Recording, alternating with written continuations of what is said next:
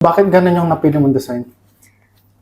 Allora, per questo yung Pinas. Mm-hmm. Tapos yung leone kasi leone ako yung segno. Tapos yung frase, Mm-hmm. sempre quello che dico io.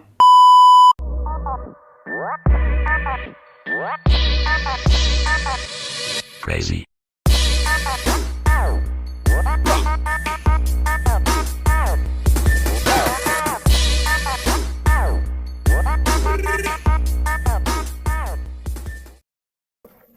Pa-fill up ko lang to.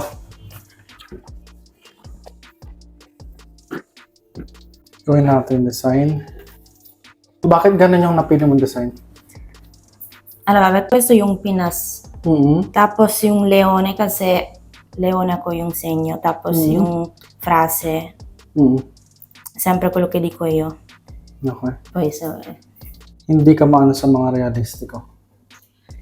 Patayin mo naman tattoo mo. ganito lang. Minimalist. Minimalist. Oh. Okay. Minimalist. Kaya meron kang tattoo dun sa... Diyan natin nalagay? Dito. Diyan. Pero may tattoo ka na dito. Tsaka yung doon sa likod. Bali kailangan natin mas minimalist. Yung ganito. Hindi mo gusto? Pwede rin. Mas pambabae yung dating. Tapos gumamela. Ano? Gumamela. Opo. Kung realistic na ganito, hindi mo gusto. Mhm. Yung lion, ganun ang gusto mo. Opo. Yung butterfly, okay lang talaga natin.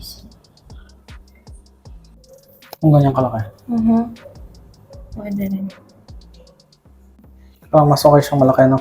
Kasi, So, lagyan na lang natin siya dito ng something. kasi, Saan ka nagpapatato? sa Firenze. Saan? Firenze. Sa Firenze. Taga Firenze ka? Alas Firenze yung mga client ko this month tsaka last month eh. Try natin? Sì. Ulit. Vale. Laki natin. Sì, un pochino. Wala ka nang gustong palitan? No. Troppo bello. Parang out of place yung mga sulat. Try ko siyang i-print nang wala muna yung mga sulat, no? Try natin. Pwede pa siyang ilaki ng konti. Tapos, siguro lilipat na lang natin yung sulat. Yung ganyan siya. May sulat. Na parang lining. Palagay mo. Parang, sì. Para siyang notebook. Mm.